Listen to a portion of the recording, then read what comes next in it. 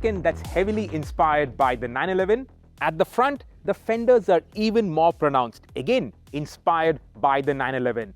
And it's got the soul of a sports car. This is the Panamera, and it's built by the same company that makes the 911.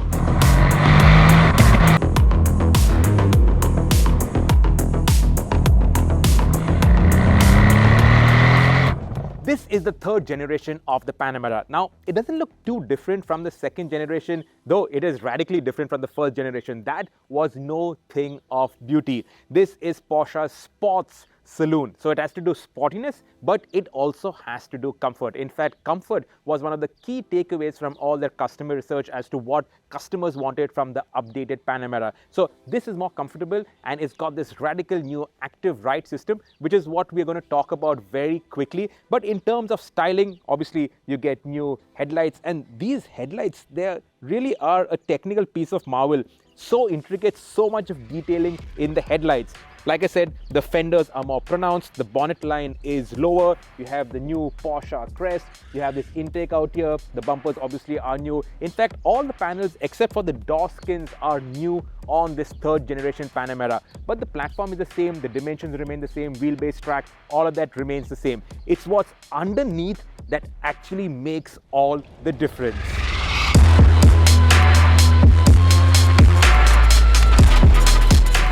The Porsche Active Ride is the most impressive aspect, at least to me, about the Panamera, so that's where we're going to start. Now, this is a simulation of how it works. You're not going to get an app on your phone and you can't play around with your Panamera Turbo if you buy it.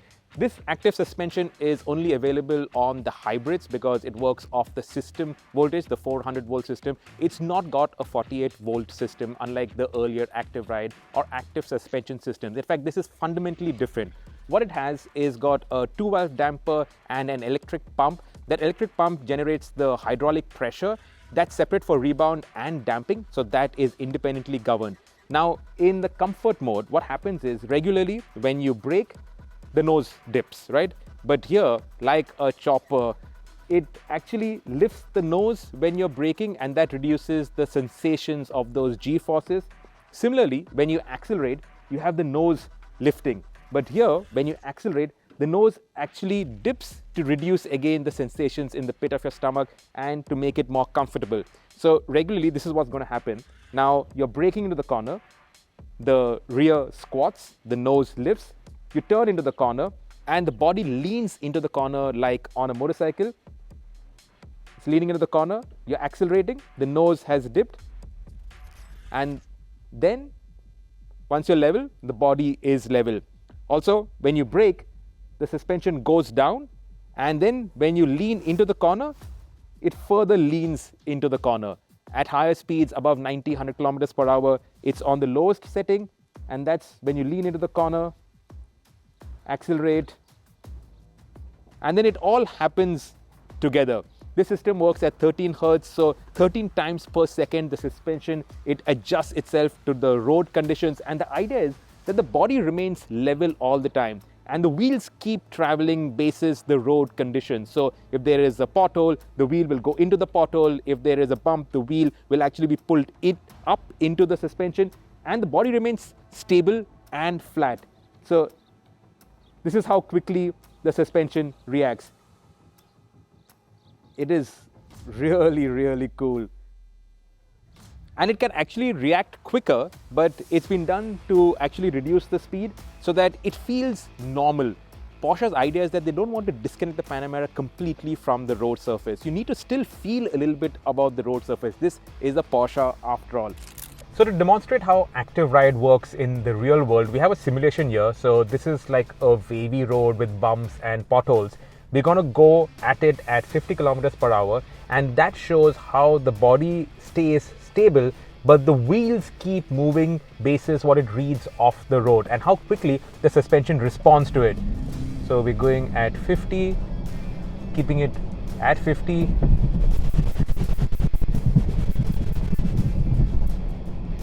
Now, you can feel a bit, and you must have seen some movement in the footage, and that's done intentionally.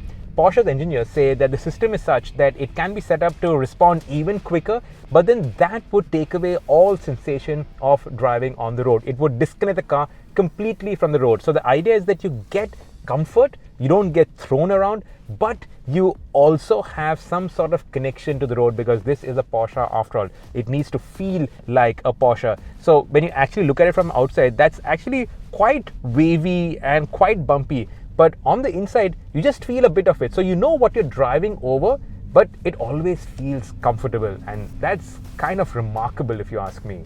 So to demonstrate the differences between the semi-active and the fully active suspension, we have now got this slalom course, not really a slalom course, but a quick lane change maneuver, hard braking, hard acceleration. I'm going to start in the one with the semi-active suspension, and then later on jump into the turbo with the fully active suspension.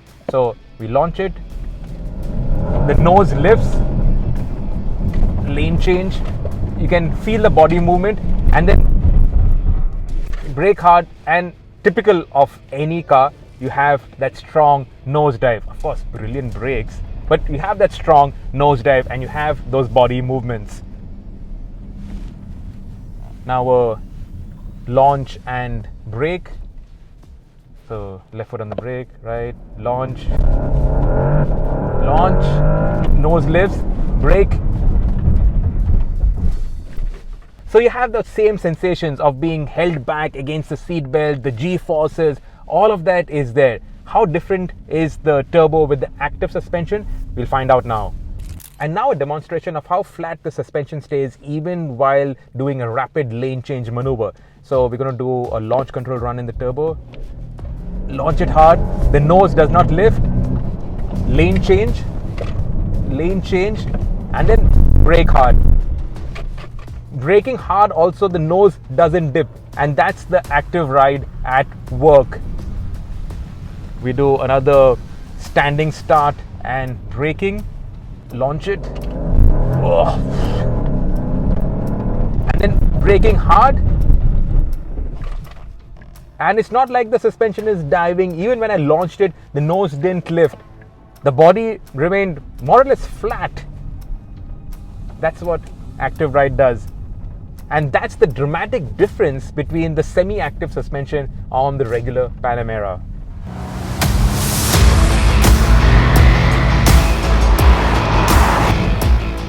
So how do all these active chassis systems work on the road? To test that, we are at the racetrack. Obviously doing all of this on a public road is going to be insane. So we've come to the racetrack. This is the Monte Blanco test track in Seville in Spain. So this is the turbo. This has got the V8 engine along with the E motor. The E motor is now integrated into the PDK gearbox, and the PDK gearbox is all new. 0 to 100 in 3.2 seconds, top speed of 315 kmph, 670 bhp, 930 newton meters, and all the active suspension systems. The Monte Blanco racetrack. So what this does is above 90-100 kilometers per hour, the body goes down by 50 millimeters. That's so that you obviously get better, flatter cornering, and also it helps improve the tire geometry. It actually is nicer on the tires. The brakes, 21-inch carbon ceramic brakes. That's optional on the turbo. Massive brakes, the biggest ever fitted to a Porsche.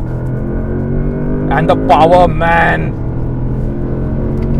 So the power is insane, but the way this handles these corners, it's flat, like absolutely flat. There is no body roll to really speak of. Maybe at the very limit of the tire grip. These are Michelin Pilot Sport 5 tires, road tires. These are not even track spec tires. And the way this, the amount you can lean on the tires, on the chassis. So what the active suspension does is that it immediately counteracts any body roll, any body movement. So the benefit of that is in the initial turn in phase, like right now, that initial understeer that you get normally in any road car, that's eliminated. So now we're going to follow the other Panamera Turbo. We are in Sport Plus. where all the chassis systems are actively helping you, like I said, keep the body flat. This system has a reaction time of 13 Hertz, which means it adjusts itself 13 times every second. 13 times every second. Oh.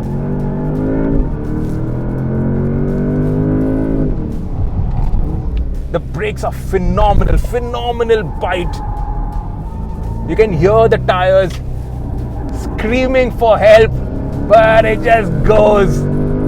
And look at that turbo wings opening up. What a gorgeous sight. So this initial turn-in phase, that initial understeer, it's just not there. Not there at all. Flat through this right-hander. Take the best possible line. This is 2.3 tons. A 2.3 ton sport limousine, and it's chasing a 911 turbo.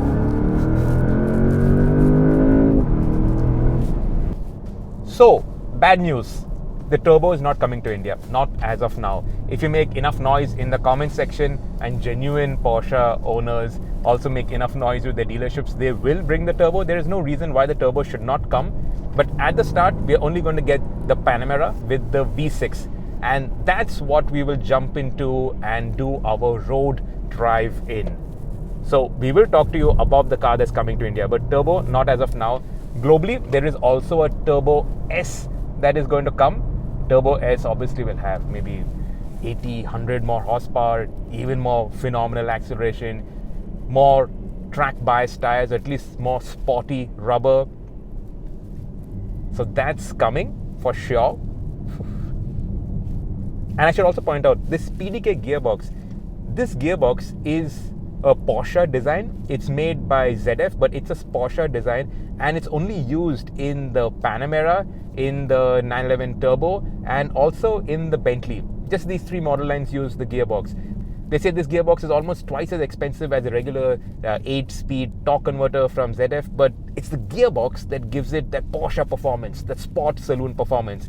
And they're so hung up on making it feel sporty that they've invested in this new 8-speed PDK gearbox, and they've also worked really hard in making it smooth.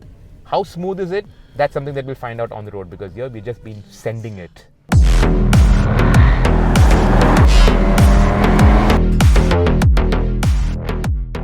Now this is the spec that we are going to get in India, the regular Panamera, not the Panamera 4, which is the 4-wheel drive. We obviously don't need 4-wheel drive unless you're living in the mountains up in Ladakh somewhere.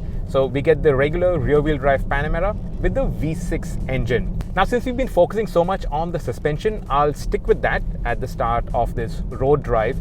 The regular Panamera also now gets air suspension. Air suspension is standard across the range. This is not the active system. The active system, the active ride, it only works with the hybrid models because that operates out of the system battery. It doesn't have a 48-volt system on the side. So this does not get the active ride. So should you be crying about it? Honestly, not that much, because this also delivers much improved ride comfort along with improved handling. Now we did do a comparison between the semi-active, which is what we are driving right now, and the active suspension, and obviously when you do back-to-back there are noticeable differences. For instance, this, when you floor it, the nose does raise. When you brake hard, the tail lifts, but it is actually not all that much. And over this pockmarked road, it does deliver pretty good ride comfort. Now, what do Porsche's engineers benchmark the Panamera against? I asked the head of the Panamera line, and he said it's not the S-Class, because the S-Class comfort is something else. And with the Panamera, they want comfort, but they also want it to be sporty. It gets 21-inch wheels, lower profile tires, so you're not going to get S-Class kind of comfort on the Panamera. But it's not hard, it's not stiff. This has that sporty genes. You can feel that underlying sportiness. You can feel it going over the bumps. but it's never uncomfortable. It's actually a very polished ride. So these dampers, they're active 2-valve dampers and they work separately in compression and rebound. So that gives you a kind of gliding effect that air suspension normally gives you over these roads, but also with an underlying sportiness. In terms of the engine, you get the turbocharged V6 engine that remains unchanged, 348 bhp, 500 Newton meters, 0 to 100 in 5.1 seconds, and a top speed not limited to 250 but goes all the way to 270 kilometers per hour. So it is quick. Now it's not turbo quick, and since we've been driving the turbo all morning and now in the afternoon we're heading out on this, obviously it's not as fast as the turbo. But then when you keep that perspective aside, you go down 2-3 gears and it clearly moves. It also has a nice sporty note. Now, I'm not sure if this is piped in through the speakers, but it does sound good. It has a nice tone to it. The gearbox is the 8-speed PDK gearbox, which is shared with all the models. Now, this gearbox, that houses the electric motor on the plug-in hybrid variants. So it's not a separate e-motor, it's housed within the gearbox housing, and that saves 5 kilos. It also gives better responses. The range on the hybrids has increased along with the performance, of course. Here, you get the 8-speed PDK gearbox, and what Porsche have actually worked on is smoothing it out. So earlier with the PDK, when it went from 3 to 1, and like I'm doing right now, crawling through traffic, it did have that twin clutch gearbox, that slight bit of unrefinement. You would get a bit of a jerk, and that's what they've worked really hard in calming down. So even though I'm creeping right now, I'm doing 30, 25, it's now moving between third to second, you don't get that kind of jerkiness that you get from regular dual clutch automatic gearboxes, and that's something they've worked really hard on smoothing it out, because it has to give a proper luxury car experience, and it definitely works. I'm now in second, moved to third, didn't feel it at all. In other twin clutches, you do feel it. Now, while we wait for the traffic to clear out, now is a good time to talk about the interiors. It's got a 12.3-inch curved screen. We first saw that on the Cayenne, and similar to the Cayenne, it's mounted in this scooped out area on the top of the dash. Another 12.3-inch touchscreen, and you can option a 10.9-inch screen for your passenger. The architecture of the dash also is new, plus there are now more physical buttons. So all the climate control has got this physical buttons with this nice knurled effect, which feels really good, and it's great for operation. You don't have to take your eyes off the road and go through the menu. So that's a really cool touch.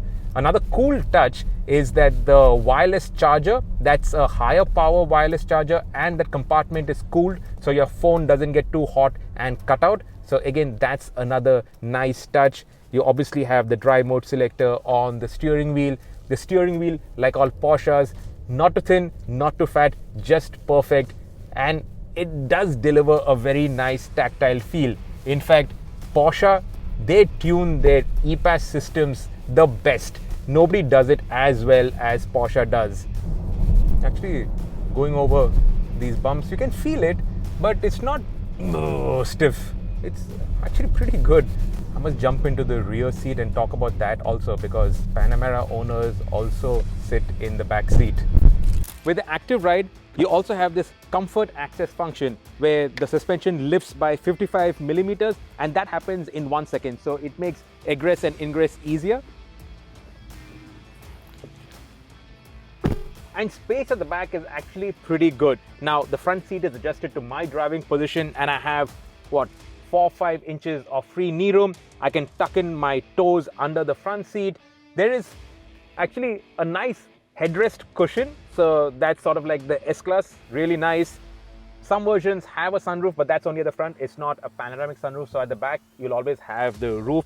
It is not cavernous, it's not like an S-Class, but it's actually pretty comfortable, and there is plenty of space. The seat back angle is also nice. In fact, these seats sort of feel like the front seats. They're nice bucket seats, they hold you well, it is sporty. You have this nice armrest out here, So overall, it's actually a really nice place. You can have 4 people, not 5, but 4 people. There is this big center transmission tunnel. So for 4 people, it is comfortable. And of course, there is also an executive version. That's the long wheelbase Panamera, 150 millimeters added to the wheelbase. That's not coming to India, at least not right now, but that's mostly made for the Chinese market. And China is the biggest market for the Panamera. After that, you have Europe. So this actually has a long wheelbase version as well. Not coming to India though. Speaking about the interiors, the only irritant is that the aircon vents, like the earlier Panamera, cannot be adjusted. There's no physical adjustment for the vent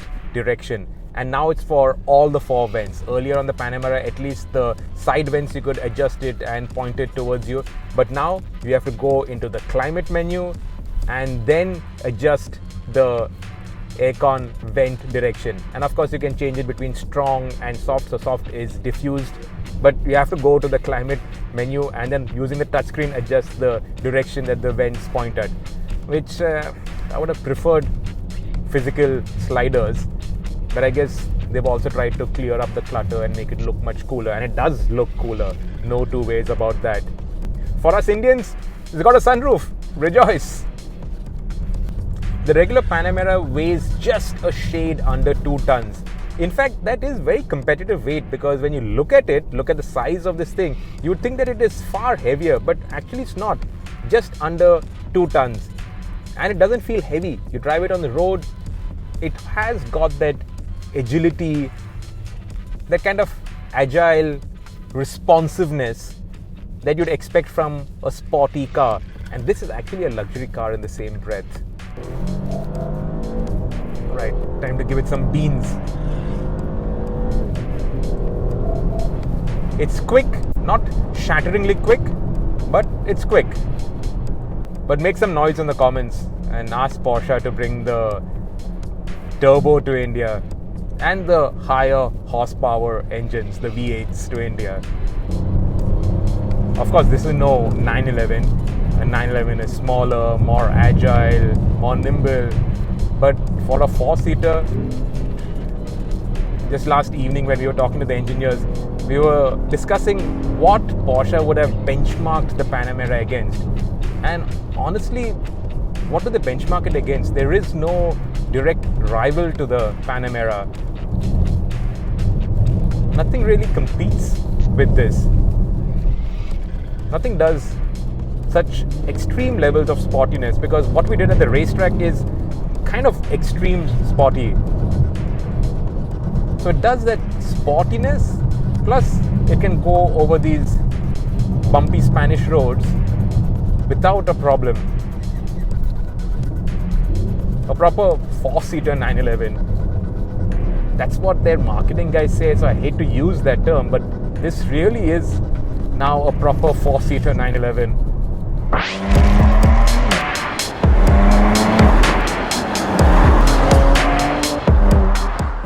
Normally we'd end a test like this by telling you about its rivals and how the car in question compares with its rivals. But the Panamera really never had a direct rival. This is not an S-Class rival. Neither is it a proper sports car like a 911's rival. This sits in a segment of its own. So you can only compare it with the earlier Panamera. And in that comparison, the interiors are nicer. It is more comfortable. It is more sporty. It does put down its power better, and it is a more emotional driving experience. And I'm talking about the Panamera, regular Panamera that is coming to India.